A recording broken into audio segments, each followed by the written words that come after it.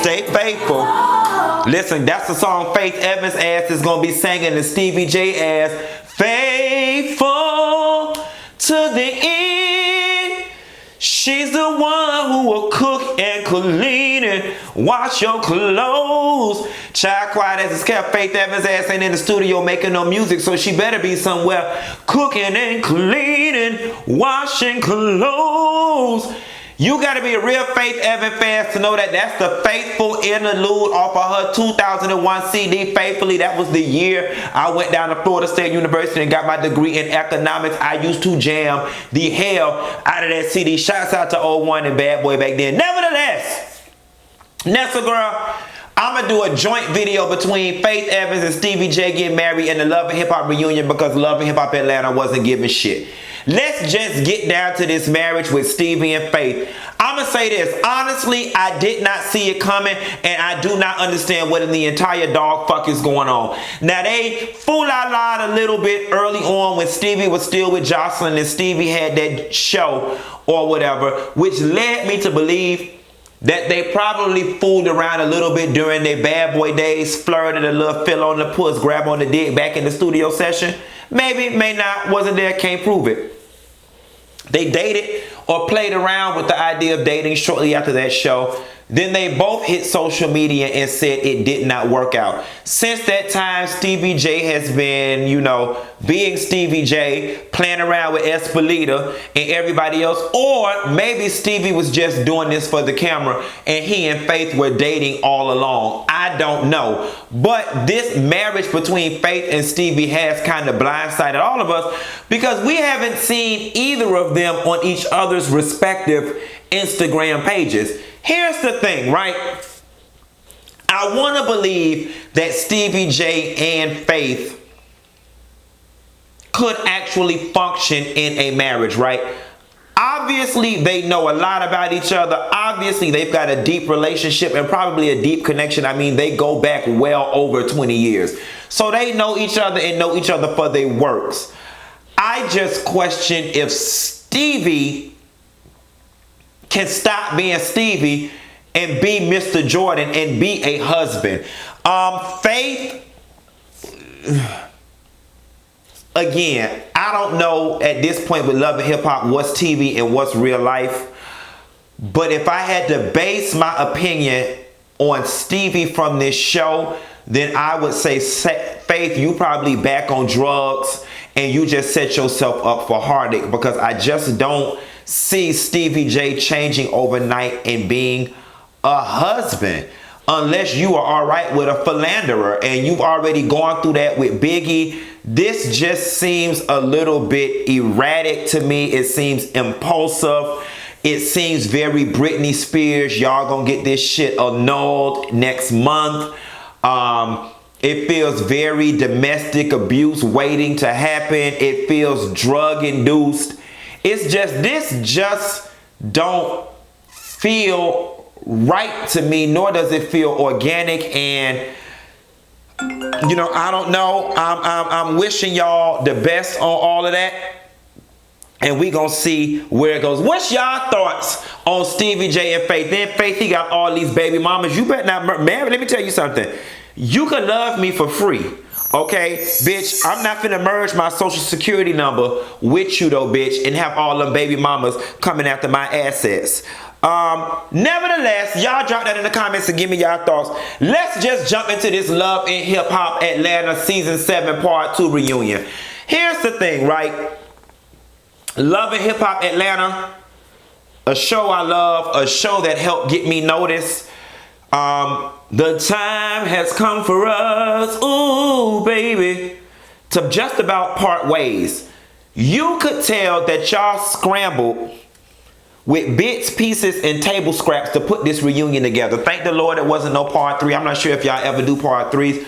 This reunion was so, I'm not going to say disjointed because it did flow. It was chock full of so many small segments from so many different storylines and beats that it led me to believe y'all really did not have much to work with. Let's start with the fact that Mimi sat on stage through 2 parts of a reunion, and her first speaking speaking line came at the 42-minute mark of part 2. Mimi, I told you earlier that you were one of the long-lost members of Destiny's Child because the writings are on the wall. That's Destiny's Child's second CD.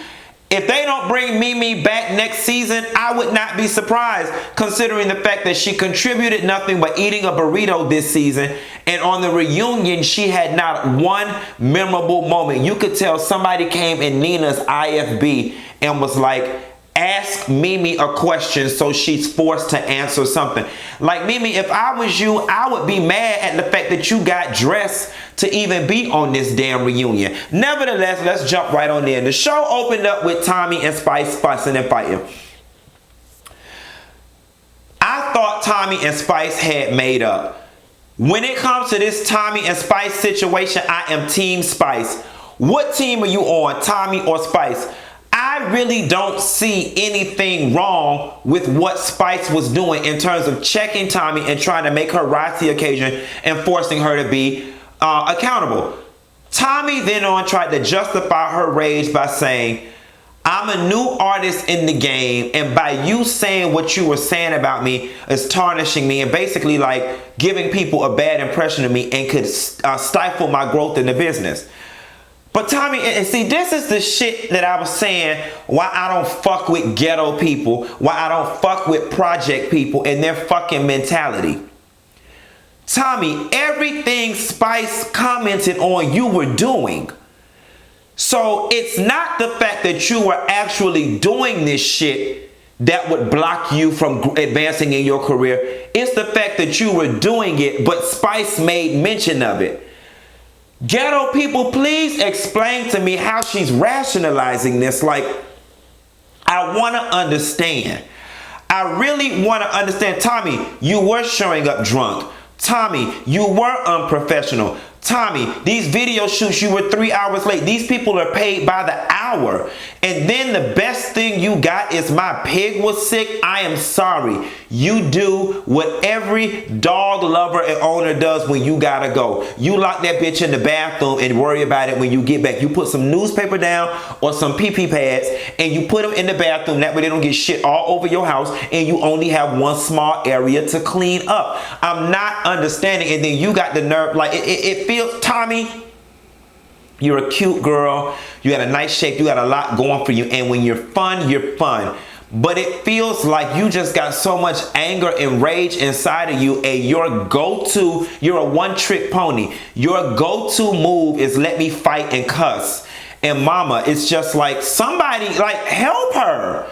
Help her. And you could tell that you don't know any fucking better because your mama just sitting there with her goddamn Ashley Stewart fashions on, just so fucking happy to be on the sofa. Yo, it didn't even register to your mother to tell you to calm down, act right. The fact that you didn't even have any shame acting like that in front of your mother says you got that shit from her. The goddamn blind, deaf, and dumb leading the blind, deaf, and dumb. And then what I'm not understanding is Samantha, which shows supposedly cancer-ridden ass, when her and Spice got into it, you jumping up, now you about to fight. That's that ghetto people shit. It was a one-on-one. Your daughter was not in fear of being jumped, stabbed, or whatever. Now you about to fight. 2 generations of damn of mother and daughter about to fight on stage. I can't with this World Star Hip Hop Project ghetto ass mentality. I just can't. It's disgusting.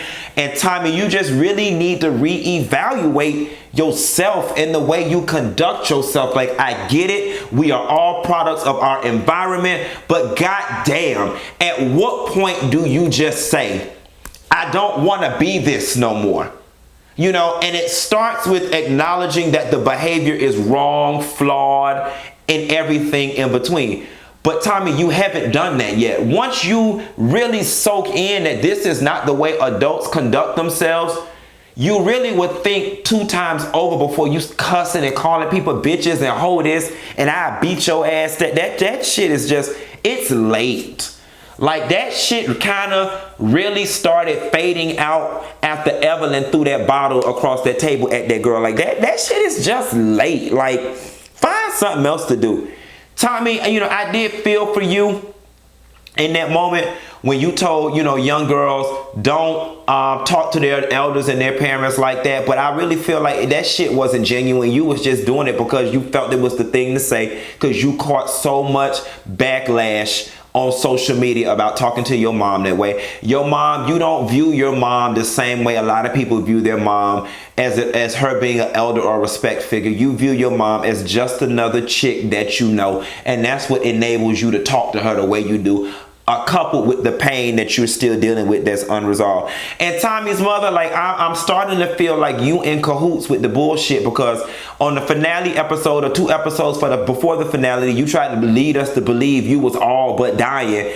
Now you on the stage talking about, you know, you think it's stress, is set in the third. I want the results of the test. What is the condition, sis? What is the condition that you in, and what's the condition that you have or had that you had us up here thinking you was about to die down to the filming? Moving right along, Rod and Sierra. Keely, you really need to mind your business. And here's the thing about the Rod and Sierra situation. I'm glad Sierra defended herself. You had me blocked.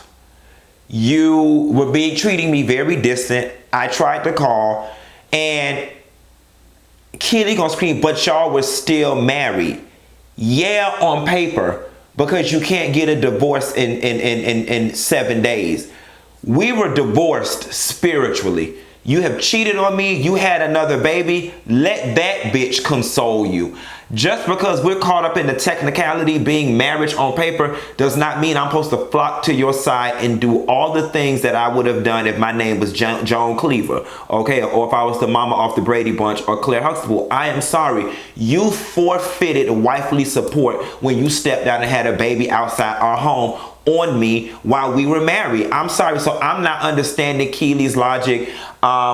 And Keely, you know, you another one that, as far as I'm concerned, don't have to return next season. Now, Brasco said, listen, he ain't interested in putting a ring on nothing. And Sierra, you would be a damn fool to do anything greater with Brasco than have fun. Just have fun. He's a rebound man, but Brasco ain't really, listen, Brasco gives me opportunities. He went from the next time you cry, it's going to be me putting a ring on your finger on the show to the reunion saying, man, I ain't putting a ring. He ain't trying to do it, and you shouldn't be either.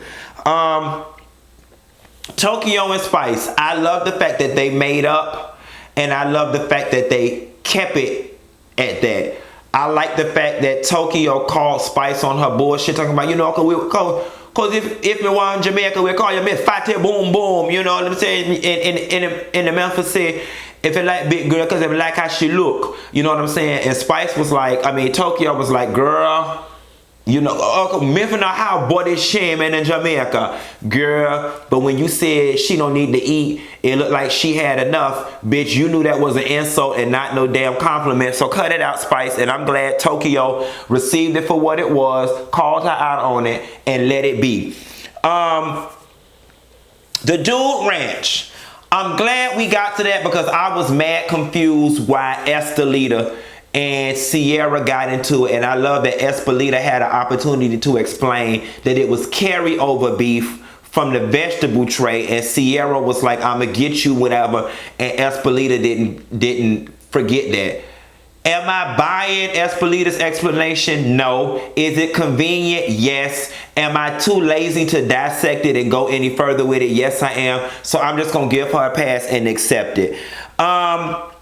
Mama D looked it good, baby. Mama D looked it good. Mama D, I think that you are safer on the show than Mimi, your son, and Bambi, simply because everybody just loves Mama D, because they didn't need you this season, but they found a couple scenes just to put you in, and we all love Mama D. But beyond that, y'all, I really don't have anything left. Like, if I have to force myself to make this video longer, I'll say this. Who all can we remove from the equation?